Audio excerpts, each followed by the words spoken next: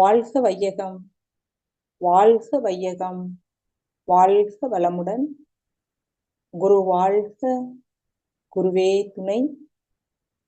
தியானமே யோகம், யோகமே ஞானம். தமிழ் ஆனந்த யோகம். நமது வேதாத்ரி மகரிஷியின் வேதாத்திரிய தத்துவங்களில் இருந்து இறைஞான ஆசிரியர் நன்மணி ஐயாவின் எழுதிய 3ஆம் புத்தக நூலின் கருத்துக்களின் உயிர் விரயத்தை தவிர்ப்போம் என்ற தலைப்பில் சிந்திப்போம்.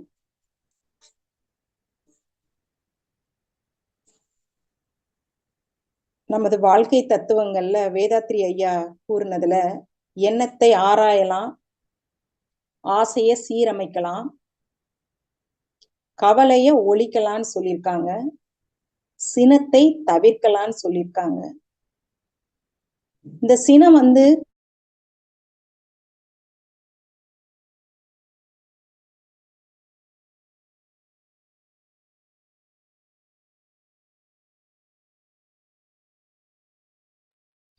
அம்மா வாழ்க வளமுடன். வாய்ஸ் கேட்கலங்கம்மா. அம்மா வாழ்க வளமுடன். கேக்குதுங்களாம்மா? இப்ப கேக்குதுங்கம்மா. குழந்தை சிறு வயதுல இருக்கும் போதே அந்த சின்ன குழந்தைகிட்டயே பெற்றோர் செல்லம்மா என்ன சொல்றாங்கன்னா, கோபம் வருது பாருங்க எந்த அளவுக்கு குழந்தைக்கு வருது அப்படின்னு. இப்ப இப்படி பேசி பேசி குழந்தைங்க கிட்ட சினத்தை இயல்பாவே வளர்த்துடுறாங்க.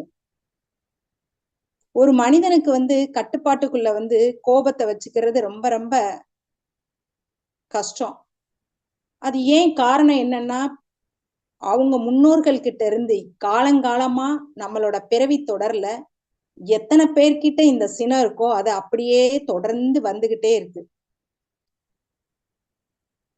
அந்த தொடர் சினத்தினால நம்மளால அந்த சினத்தை கட்டுப்பாட்டுக்குள்ள வச்சுக்கிறவே முடியாத காலமா போயிருச்சு. இப்போ சாதாரணமா நம்ம ஒவ்வொருத்தருக்குமே ஒரு சில பழக்கங்கள் இருக்கும். தினம் ஒரு நாளைக்கு 3 நேரம் டீ குடிக்கணும், 4 நேரம் டீ குடிக்கணும். ஆனா டீ குடிக்கிறது நல்லது இல்லைன்றது தெரியும். ஆனா அந்த பழக்கத்தை கூட நம்மளால மாத்த முடியல. இதே மாதிரிதான் சினத்துல இருந்தும் சில பழக்க வழக்கங்கள்ல தேவையே இல்லாம ஏன் நம்ம கோவப்படுறோம் அப்படின்ற சிந்தனை உணர்வே இல்லாம சில நேரங்கள்ல கோபம் நம்மள அறியாமலே வந்துருது.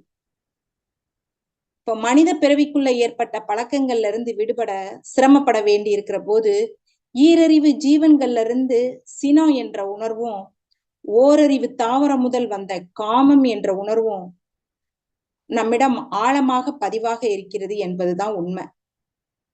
இந்த இரு உணர்வுகளையும் ஒரு கட்டுப்பாட்டுக்குள்ள வைத்துக் கொள்ள வேண்டும். அதாவது இனப்பெருக்கத்திற்கு தேவையான பாலுறவு என்பதை தேவையின் அளவிலும் அதை முறைப்படுத்தி கொள்ளக்கூடிய அளவிலும் வைத்துக் கொள்வதுதான் நமது காயகல்ப பயிற்சிக்கு முக்கியமா இருக்கு. அதுபோல சினம் நமக்கு தேவையா அப்படின்னா தேவையே இல்லை. ஆனா அது தேவைப்படுற மாதிரி நம்ம ஒவ்வொரு மனிதர்களும் நடந்துக்கிறாங்க. சில பழக்கங்கள், சில சம்பிரதாயங்கள், சில சடங்குகள் ஏதோ ஒரு காலத்தில் ஏதோ ஒரு இடத்துல தேவையோட அடிப்படையில அவசியமா இருந்தது அந்த காலத்துல. ஆனா நாம இன்னைக்கு வரைக்கும் அதே பழக்கங்களை தொன்று தொட்டு செஞ்சு வந்துகிட்டே இருக்கோம். ஆனா அதெல்லாம் தேவையில்லை அப்படின்றத நம்ம சுவாமிஜி கூட பலமுறை சின்ன சின்ன விளக்கங்களோட கூறியிருக்கிறாங்க. இது சினத்துக்கு மட்டும் இல்ல, பொதுவாவே சமுதாயத்துல சில பழக்கங்கள், சடங்குகள், சம்பிரதாயங்களை மகரிஷி அப்பிருந்தே கூறிட்டுதான் இருக்காங்க. ஏன்னா இந்த காலம் விஞ்ஞான காலமா இருக்கு. அப்ப விஞ்ஞான காலத்துல நம்ம முன்னாடி செஞ்சதை ஏன் எதுக்குன்னு கேட்கும் போது இது தேவையே இல்லை அப்படின்ற ஒரு கேள்விக்குறியா இருக்கு. அன்னைக்கு காலகட்டத்துல பாலைவனத்துல நமக்கு உணவா விலங்கினங்கள் தான் இருந்தது. அதனால அவங்க உணவு சாப்பிடுறதுக்காக அந்த விலங்கினத்தை அடிச்சு சாப்பிட்டாங்க. ஆனா இன்னைக்கு காலகட்டத்துல நமக்கு தாவரங்கள் மூலமா உணவு கிடைச்சா கூட நிறைய அதிகமான பேர் மாமிசத்தை தான் சாப்பிடுறதுக்கு ரொம்ப விரும்புறாங்க. ஒவ்வொரு இடத்துலயும் போய் பார்த்தோம்னா நமக்கு காய்கறி கடை அதிகமா இருக்கிற பொழுதும் மாமிசத்தை தான் நாடி போறாங்க. காய்கறி தீந்துருச்சு அப்படின்னா ஏன் நம்ம அதை சாப்பிடுறோம், இது நமக்கு தேவையா அப்படின்றது பார்க்க முடியல. ஏன்னா அவங்களுக்கு அந்த மாமிசத்தை சாப்பிட்டு அந்த ருசி கிடைச்சிருச்சு. அதனால அந்த ருசிக்காக அந்த மாமிசத்துக்கு ஒரு அடிமையாயிடுறாங்க. இப்போ விலங்குகள் ஒவ்வொன்றும் அதோட உயிர் வாழ்க்கைக்கு தேவையானது. ஒரு விலங்கினத்தை அடிச்சுதான் அதுக்கு உணவு கிடைக்கணும். அப்ப அந்த விலங்கினத்தை அடிக்கிறதுக்காக அந்த விலங்கு அடிக்கும் போது அந்த விலங்கு என்ன பண்ணும், நம்மளோட உயிரை காப்பாத்தணுமேன்னு அந்த உணவு உண்கின்ற அந்த பெரிய விலங்கு கிட்ட இருந்து போராடுது. சோ இங்க இருந்துதான் நம்மளோட சினமும் ஆரம்பமாகுது. சோ இந்த சிந்தனை பண்ணி இத நாம ஒவ்வொருத்தரும் இப்ப நமக்கு இருக்கக்கூடிய அதிகாரத்துல திருக்குறளை நம்ம பார்க்கலாம். செல்லிடத்து காப்பான் சினங்காப்பான், அல்லிடத்து காக்கின் என் காவாக்கால் என். பலிக்கும் அல்லது செல்லும் இடத்தில் சினம் வராமல் காப்பவனே சினம் காப்பவன். பலிக்காத இடத்தில் காத்தால் என்ன, காக்காவிட்டால் என்ன. செல்லுபடியாக கூடிய இடத்தில் சினத்தை காக்க வேண்டும். நம்மை விட வலியோரிடத்தில் அதை காட்டுவதில்லை. காட்டினால் அதற்கான விளை நமக்கு திருப்பி கொடுத்து விடுவான் என்ற பயம்.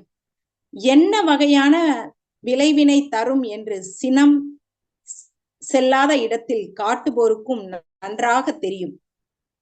சினம் செல்லும் இடத்தில் சிறிது தயங்காமல் காண்பிக்கின்றோம். ஏனென்றால் அதற்கான விளைவு உடனடியாக நமக்கு கிடைப்பதில்லை. வள்ளுவ பெருமான் இதனை வேறு ஒரு குறளில் கூட கூறுகிறார். அதாவது செல்லாத இடத்தில் காட்டும் சினத்திற்கு விளைவினை நீ உடனுக்குடன் பெற்று விடுவாய். அதற்கான விளக்கங்கள் தேவையில்லை. ஆனால் செல்லும் இடத்தில் வலிமை அற்றவர்களிடம் சினம் காட்டினால் என்னவாகும் என்பதை விளக்குகிறார். அவ்வாறு காட்டும் சினம் அவர்களை வேதனைப்படுத்தும். வேதனைப்பட்டாலும் திரும்பி காட்ட மாட்டார்கள். அதன் விளைவு இம்மையில் அது பழி செயலாகவும் மறுமையில் அது கர்ம வினைக்குரிய விளைவாகவும் வரும். அதாவது உடனடியாக பழி செயலாகவும் காலத்தால் இந்த பிறவியிலே அல்லது மறு பிறவியிலோ கர்மவினை பதிவுகளாக வரும் என்றுதான் பொருள் கொள்ள வேண்டும். இப்படியான விழிப்பு நிலையில் இருந்து கொண்டு செல்லும் இடத்தில் நம்முடைய சினத்தை காட்டாமல் இருக்க வேண்டும். இந்த குறளின் கருத்திற்கு ஏற்றவாறு ஒருவர் கூறிய அனுபவ உரையினை ஐயா இந்த சிந்தனையில் கீழ்கண்டவாறு கூறுகிறார். சினம் வராமல் ஒருவர் இருக்க முடியாது ஐயா, நடைமுறையில் சாத்தியமில்லை என்று சொல்கிறார். அதற்கு நமது இறைஞான ஆசிரியர் நன்மணி ஐயாவும் ஆமாம், அதை ஒழிக்க முடியாது, தவிர்க்க மட்டும்தான் முடியும். இது போன்றுதான் மகரிஷி ஐயாவும் கூறியிருக்கிறார்கள்.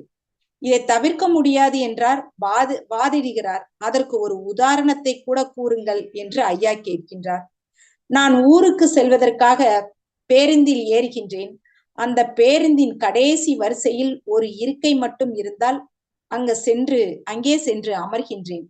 அதே பேருந்தில் ஒரு ஆஜானுபாகுவான ஒருவர், அரசியல் கட்சி கரைவேட்டி உள்ள ஒருவர் ஏறுகிறார். அவர் கம்பீரமான மீசை வைத்துக் கொண்டு அதிகார தோணையில் காணப்படுகிறார். அவர் அமர்வதற்கு இருக்கையை தேடுகிறார். எங்கும் இல்லாததால் அப்படியே பார்த்து கொண்டிருக்கின்றார். சிறிது நேரம் நின்று கொண்டு பயணம் செய்கின்றார். திடீரென்று அவருக்கு கௌரவ குறைச்சலாய் உணர்கிறார். நான் இத்தனை பெரிய பலம் கொண்ட செல்வாக்கு பொருந்தியவனாக இருக்கின்றேன். இருந்தும் ஒரு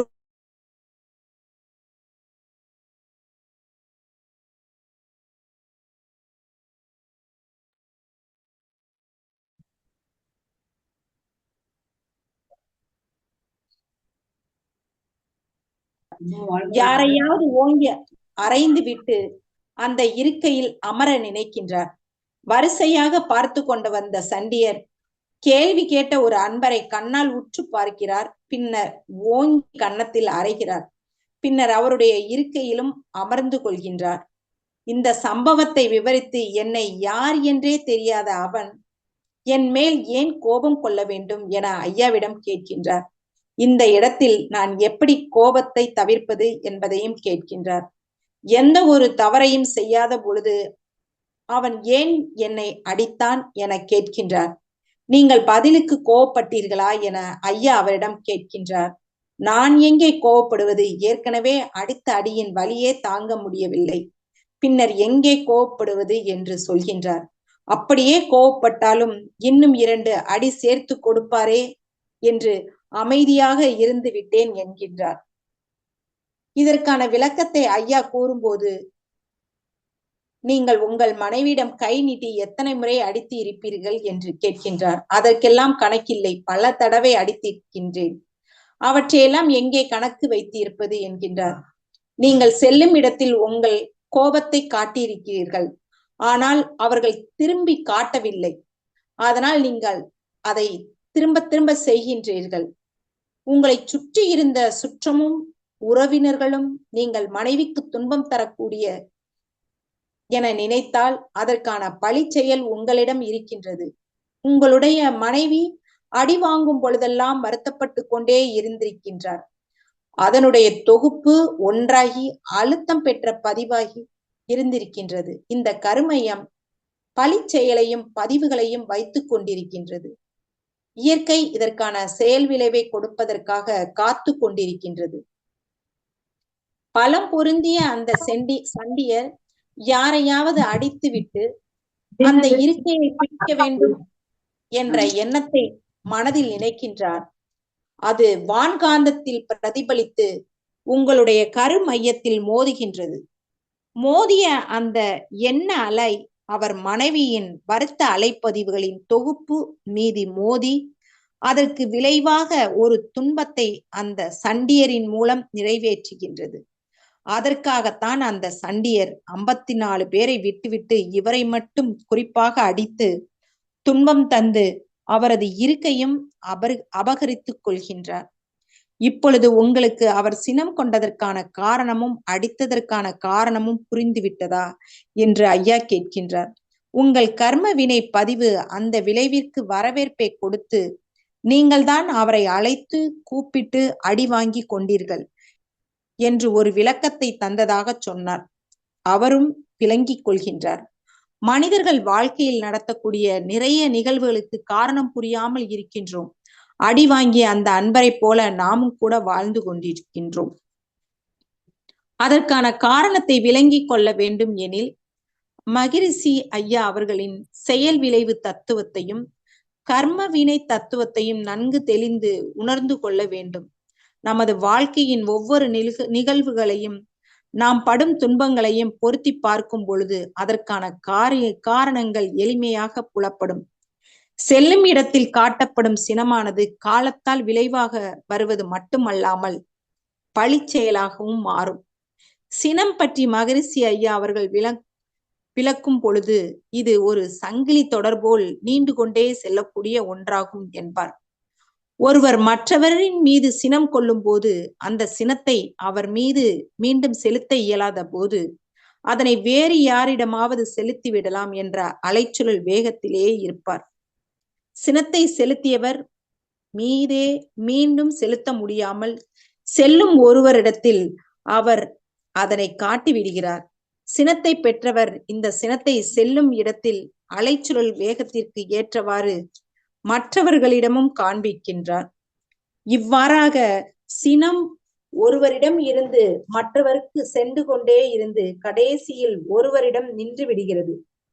முதலில் சினத்தை செலுத்திய ஒருவருக்கு கடைசியில் சினத்தை பெற்றவருக்கும் எந்த சம்பந்தமும் இருக்காது. சினத்தை முதலில் பெற்ற ஒருவர் சரியாக தத்துவங்களின் மூலம் தற்சோதனை பயிற்சிகளாலும் சிந்தித்து அதனை தன்னுள்ள நிறுத்திவிடவில்லை எனில் சினம் ஒருவரிடம் இருந்து மற்றவருக்கு சென்று கொண்டே இருக்கும். உதாரணத்திற்கு 5 பேரிடம் இந்த சினம் தொடர் சங்கிலியாக செல்லுமானால் அந்த 5 பேரின் மன வருத்த அலைகளும் முதலில் சினம் பட்டவரின் கர்மயத்தில் கர்ம வினைகள் பதிவாகி மாறிவிடும். மகிரிஷி ஐயா அடிக்கடி கூறும் உதாரணம் ஒன்று பார்ப்போம். அரசாங்க அலுவலகத்தில் பணிபுரியும் மேலாளர் ஒருவர் சினம் கொண்டு தன்னிடம் வேலை செய்யும் குமஸ்தாவை திட்டிவிடுகிறார். திட்டுக்களை வாங்கிய குமஸ்தாவோ அந்த அலைச்சூழலில் இருந்து கொண்டு பியூனை திட்டுகின்றார். இவரும் தனது கோபத்தை அவரிடம் காட்ட முடியாததால் காவலாளியிடம் காட்டுகிறார். சினமுற்ற காவலாளியும் வீட்டுக்கு சென்று தனது மனைவியிடம் காண்பிக்கின்றார். மனைவியோ தனக்கு செல்லும் இடமான குழந்தைகளிடம் சினம் கொள்கின்றார். மேலாளரிடம் தோன்றிய சினம் 5 பேரிடம் செல்லக்கூடியதாக இருக்கின்றது. செயல் விளைவு தத்துவத்தின் அடிப்படையில் இந்த சினத்தை ஒவ்வொருவரும் வாங்க வேண்டி இருக்கின்றது என்பது உண்மைதான் என்றாலும், ஒருவர் சினத்தை பெறும்போது அதனை கொடுத்தவருக்கு அது கர்ம வினையாகத்தான் மாறும். ஒருவர் மற்றவருக்கு துன்பம் கொடுக்கும் பொழுது துன்பத்தை அடைகின்றவரின் கர்ம வினை விலகின்றது. அதே சமயத்தில் துன்பம் கொடுத்தவருக்கு அது கர்ம வினையாக சேர்த்து விடுகிறது அல்லது பதியப்படுகிறது. கர்ம வினைகளின் பரிமாற்றம் மட்டுமே நடக்கின்றது. அதாவது ஒருவர் கர்மயத்தில் உள்ள பதிவினை மற்றவர் எடுத்துக் கொள்கின்றார். அதைத்தான் பழி என்று கொள்கின்றார்கள். அவரது பழியினை இவர் சுமந்து கொண்டே செல்கின்றார். பழி வாங்குதல் என்ற வார்த்தையை வழக்கு மொழி தமிழில் கேள்விப்பட்டிருக்கின்றோம். ஒருவர் துன்பத்தை கொடுத்து நமது பழியை அவர் சுமந்து கொண்டு செல்கின்றார் அல்லவா? இவர் என்ன செய்கின்றார் எனில், நமது பாவம் என்ற பழியை இவர் சுமந்து கொண்டு செல்கின்றார். அவர் என்னுடைய பாவத்தை எப்படி சுமந்துட்டு போகிறது, அதை நான் திரும்பி வாங்கிவிட வேண்டும் என்று நினைத்து திரும்பி அவருக்கு துன்பம் கொடுத்து அதனை மீண்டும் வாங்கி கொள்கின்றார். வாங்கிய துன்பத்தை மீண்டும் அவருக்கு கொடுத்து அந்த பழியினையும் வாங்கி கொள்கின்றார். இந்த பழியை மட்டும் வாங்கிக் கொள்வதில் என்பதை தான் பழி வாங்குதல் என்று சொல்லுகின்றோம். அவரை பழி வாங்கியே தீர்வேன் என்று கூறினால் அவனை பழி வாங்குவதல்ல, நம்மிடம் அவன் பெற்று சென்ற பழியினை நாமே மீண்டும் வாங்கிக் கொள்வதாகும். மகரிஷி தத்துவத்தின் விளங்கி கொண்ட ஒருவர் என்னிடமிருந்து சென்ற பழியினை நான் வாங்கிக் கொள்ள மாட்டேன் என்று உறுதியில் இருப்பார். போக வேண்டிய பழி போய்விட்டது, என் கர்மயம் அதிலிருந்து விடுபட்டது. இந்த பழியை அவன் சுமந்து கொண்டு செல்கின்றான். வாழ்க வளமுடன் என பகைவரை வாழ்த்துவதின் அடிப்படையில் வாழ்த்தி விட வேண்டும். இதுல நான் ஒரு உண்மையை சொல்ல விரும்புறேங்க ஐயா. இப்போ மதுரையை சேர்ந்த ஒரு பிரபலமான ஒருத்தவர், அவர் வக்கீலா இருந்தாரு. ஒரு 30 வருடத்துக்கு முன்னாடி நாங்க குடியிருந்த ஏரியால தான் வக்கீலா இருந்து அரசியல்ல அவர் இருந்தாரு. அரசியல்ல மதுரையில அப்படி ஒரு செல்வாக்கு. அவர் என்னோட கல்யாணத்துக்கு கூட வந்தாரு. அப்பயும் அவர் நல்ல செல்வாக்குல தான் இருந்தாங்க. ஒரு அதிகால நேரத்துல 4 மணிக்கு அவருக்கு எதிரியா இருந்தவங்க அவங்களோட வீட்டை தட்டி, காலையில அவர் தான் எப்பவும் கதவை திறக்கிறவரு, ஆனா அவரு அன்னைக்கு திறக்காம அவங்க பையன் திறந்துட்டாரு. சோ எதிராளியா வந்தவங்க நாங்க இருந்த குடியில இருக்கிறவங்க தான், அதாவது அங்க பக்கத்துல இருக்கிறவங்க. அந்த குழந்தைய கண்ணு முன்னாடியே அந்த அதிகால நேரத்துல கோபம் தாங்காம அந்த குழந்தைய வெட்டிட்டாங்க. அந்த ரொம்ப மதுரையிலேயே அப்ப பரபரப்பா இருந்தது. அவர் ஒரு லாயர் வேற, ரொம்ப பெரிய லாயர் மதுரையில. ஆனா அது அவர் அவரோட வருத்தங்கள் பல காலம் இருந்தாலும் அவர் பழி தீர்க்கவே இல்லை.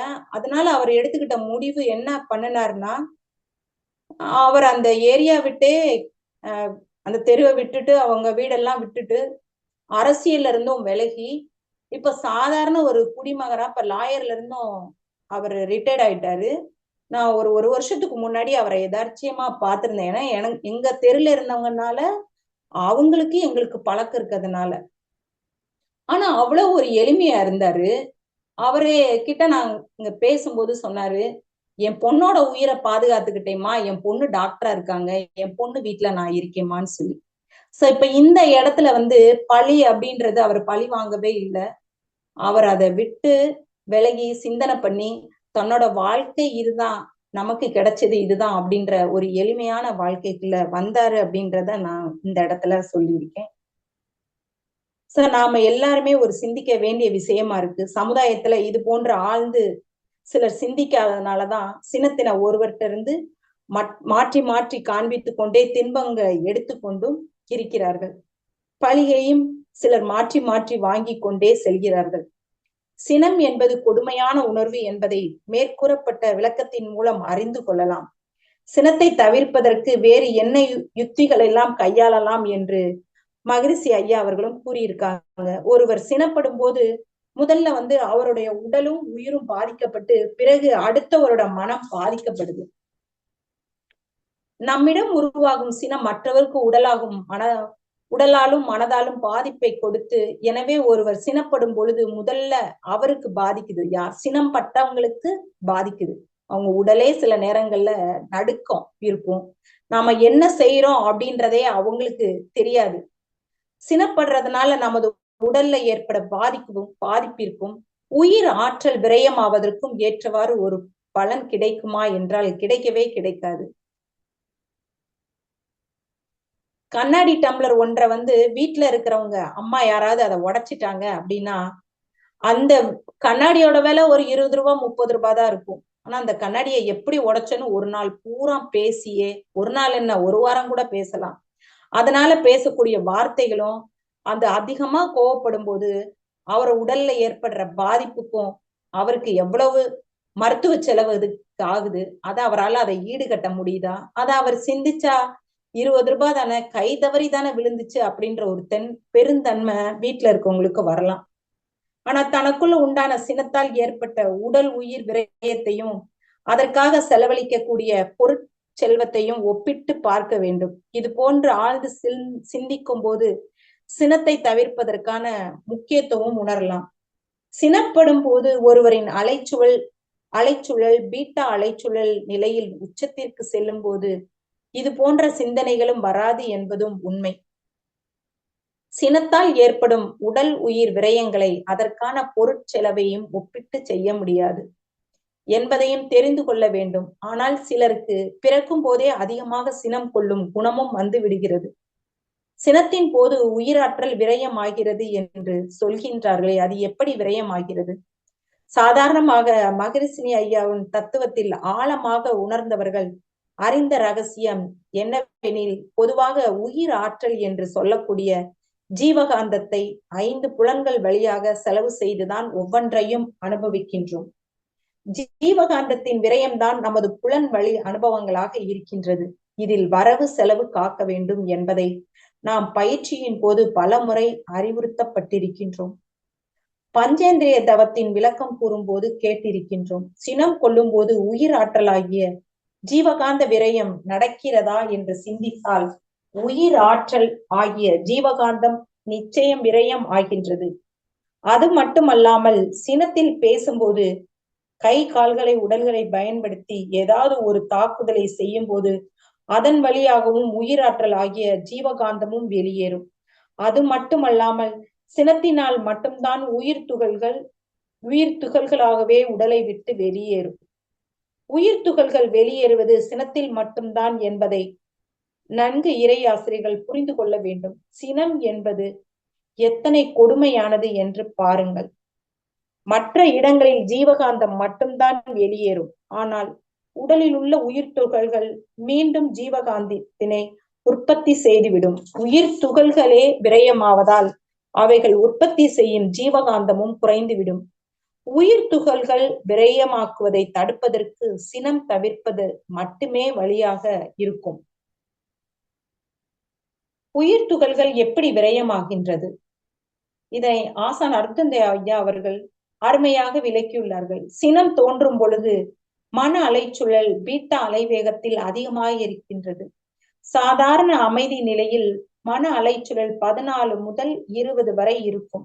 இந்த அமைதியான நிலையில் தான் தேவையற்ற தேவைகளுக்காக தேவையை பூர்த்தி செய்யக்கூடிய வகையில் நம் மனம் புலன் வழியாக செயல்படும். தேவையின் அளவில் பூர்த்தி செய்வது 14 20 அலைச்சுழல் சரியாக நடக்கும். அலைச்சுழல் 20 தாண்டிவிட்டால் தேவையில்லாத உணர்ச்சி வய நிலைக்கு சென்று விடுவோம். 30க்கு மேல் செல்லும் போது தேவையை மீறிய நிலை அல்லது அதீத அனுபவம் செய்யும் நிலை என்றாகிவிடும்.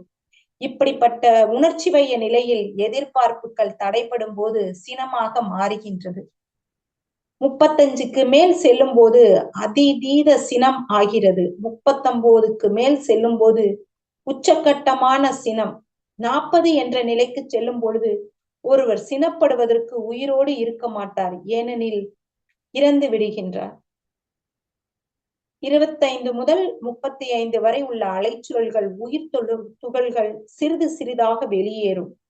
40க்கு செல்லும் போது உயிர் துகள்கள் மொத்தமாக வெளியேறிவிடும். அதுவே மரணம் என்பதாகும். 25 அலைச்சுழல் வேகத்தில் இருக்கும் பொழுது சிறிதாக உயிர் துகள்கள் வெளியேறுகின்றது. அவை ஏன் வெளியேறுகின்றது? உயிர் துகள்கள் கருமையத்தின் விந்து நாதத்தின் ஈர்ப்பில்தான் சுழன்று கொண்டிருக்கின்றது. என்னதான் ஈர்ப்பில் இருந்தாலும் அது வெளியேறக்கூடிய சூழ்நிலை வரும்போது வெளியேறத்தான் செய்யும். கருமையத்தில் தோய்ந்துள்ள உயிர் துகள்கள் உடல் முழுவதும் ஈர்ப்பு சக்தியில் சுற்றி கொண்டிருக்கின்றது. அலைச்சுழல் வேகத்தால் சினம் கூடும் பொழுது உயிர் துகள்களின் சுழற்சி வேகமும் கூடுகின்றது. இயல்பாக சுற்றி கொண்டிருக்கக்கூடிய அந்த சுழற்சியும் அதிகரிக்கின்றது. உயிர் அல்லது சுழல் அலை. நாம் பெரும்பாலும் இப்ப இருக்கிற காலகட்டத்துல நியூஸ் எல்லாம் நம்ம பாக்குறோம். எதனால அந்த சினத்தால மரணம் ஏற்படுது அப்படின்னு. சோ அந்த இளைஞர்கள் சரியான முறையில அவங்க கிட்ட பயிற்சி இல்லாததுனாலையும் அவங்களுக்கு அதை பத்தின விழிப்பு நிலையில இல்லாததுனாலையும் அங்க மரணம் எல்லாம் ஏற்படுது அப்படின்றத நம்ம பேப்பர்ல எல்லாம் பாக்குறோம். விண்ணென்ற சுழல் அலை தான் நம்முடைய உயிராக இருக்கின்றது. சுற்றி கொண்டிருக்கக்கூடிய அந்த சுழல் 25க்கு மேல் உள்ள பீட்டா நிலையில் வேகமாக சுற்றும். அதன் வேகம் அதிகரிக்க அதிகரிக்க அதனுடைய விரிவலை என்பது அருகாமையில் இருக்கக்கூடிய உயிர் துகள்களை தள்ளிவிடக்கூடிய ஒரு வேகம் அதிகரிக்கும். பொதுவாக வேகம் அதிகரிக்கும் பொழுது ஏற்படும் தள்ளு மாற்றலினால் பக்கத்தில் இருக்கக்கூடிய உயிர் துகள்களை தள்ளி கொண்டு செல்லும்.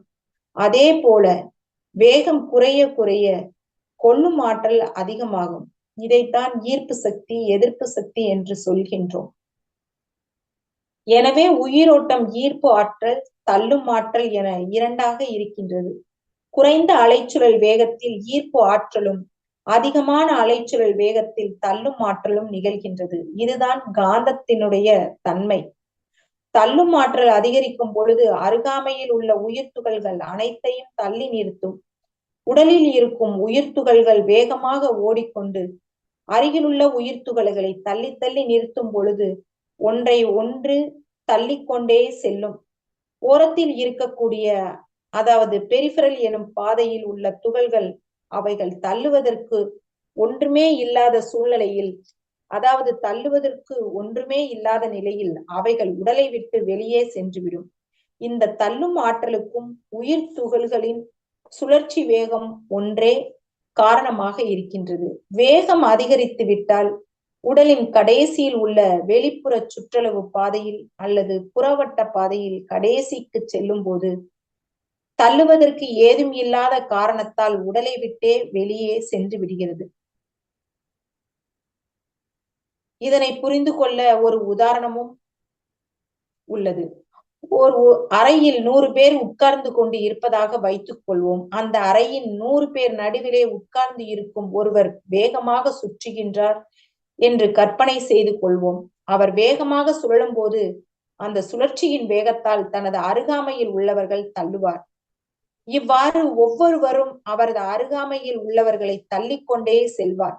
இறுதியாக அந்த அறை வாசலில் உள்ள ஒருவர் வேகத்தை தடுக்க முடியாத நிலையில் வெளியே வந்து விடுவார். இது போல மன அலைச்சுழலும் உயிராற்றலின் சுழற்சி வேகம் அதிகரிக்கும் பொழுது ஒரு நிலையின் உடலின் கடைசி வட்ட பாதையில் இருந்து வெளியேறி சென்று விடக்கூடியதாக அமைந்துவிடும். எவ்வளவு நேரம் எவ்வளவு சினம் கொள்கின்றோமோ அதற்கு ஏற்றவாறு அலைச்சுழல் வேகம் அதிகரித்து அதற்கு ஏற்ற அளவில் உயிர் துகள்கள் விரயமாகிவிடும். இந்த விரயமானது காலத்தையும் வேகத்தையும் பொறுத்து அமையும். அதிதீத சினத்தால் 35க்கு மேல் அலைச்சுழல் வேகம் செல்லும் போது உயிர் துகள்கள் தொடர்ந்து விரயமாகி கொண்டே இருக்கும். 40க்கு மேல் செல்லும் போது கருமையத்தில் மின் குறுக்கு ஏற்பட்டு மொத்த உயிர் துகள்களும் வெளியேறி விடுகின்றது. இதே போல் எவ்வளவு நேரம் 35க்கு மேலான அலைச்சுழல் வேகத்தில் ஒருவர் இருக்கின்றாரோ அவ்வளவு நேரம் உயிர் துகள்கள் விரயம் நடந்து கொண்டே இருக்கும். இந்த சினத்தால் சத்தம் போட்டு கத்துகிறார் எனில் ஜீவகாந்தம் விரயம் ஆகிறதே. ஒருவர் சினம் கொள்ளும் போது ஜீவகாந்தமும் வெளியேறுகிறது, அத்துடன் உயிர் துகள்களும் வெளியேறுகிறது. சினம் கொண்டு கத்தி ஆர்ப்பாட்டம் செய்து முடித்துவிட்டு ஒருவர் வந்து உட்கின்றார். அவரை உற்று பார்த்தால் அவர் கொண்ட சினத்தால் உற்சாகமாக இருப்பாரா? கண்டிப்பாக கிடையாது. அவர் களைப்புடனும் முகத்துல அப்படியே ஒரு கிறுக்கத்துல இருப்பார். சந்தேகத்திற்கு இடமில்லாமல் களைப்புடன் தான் இருப்பார். ஏனெனில் கணிசமான ஜீவகாந்தமும் வெளியேறிவிட்டது, உயிர் துகள்களும் வெளியேறிவிட்டன. வழக்கு மொழியில் கூட அவ்வாறு உட்கார்ந்து இருக்கும் ஒருவர் இவர்களுடன் கத்தி கத்தி என் உயிர்தான் போகின்றது என்பார்கள். இது நமது முன்னோர்களால் வழக்கமாக பயன்படுத்தும் வார்த்தைகளாக இருக்கின்றன. வீட்டில் குழந்தைகள் பெரியோர்களை தொந்தரவு செய்யும் பொழுது கூட எரிச்சல் கூட்டும் போதும் ஏன் என் உயிரை வாங்குறீங்க அப்படின்னு சொல்லுவாங்க வீட்டுல இருக்கிற பெரியவங்க எல்லாம்.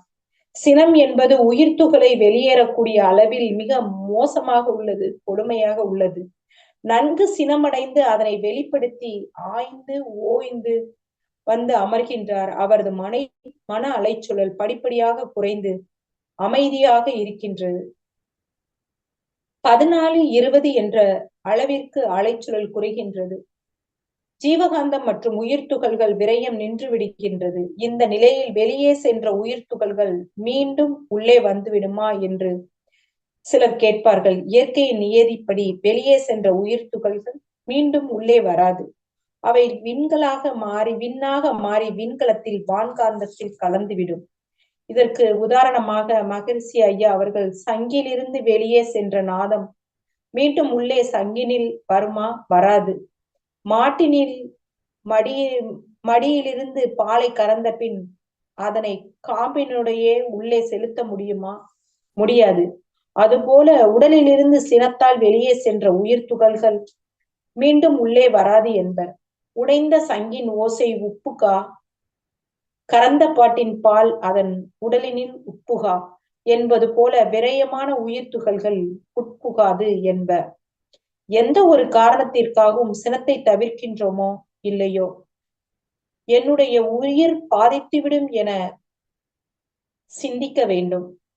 இன்றைய காலகட்டத்துல இரத்த அழுத்தம், இருதய நோய்கள் மற்றும் உடல்ல வரக்கூடிய தோல் நோய்கள், அதிகமான உடல் நோய்கள் இந்த சினத்தால் தான் ஏற்படுது. உடல்ல வரக்கூடிய அல்சர் கூட. பொருள் இழப்பினால் ஏற்பட்ட சினத்தை நாம் எல்லாம் சிந்தித்து பார்த்தால் இதற்காகவா சினப்பட்டோம் என்று தோன்றலாம். சினத்தை ஏற்படுத்திய உடைந்து போன பொருள் 1000 ரூபாய் என வைத்துக் கொண்டால் விரையப்பட்ட உயிர் துகள்களின் மதிப்பு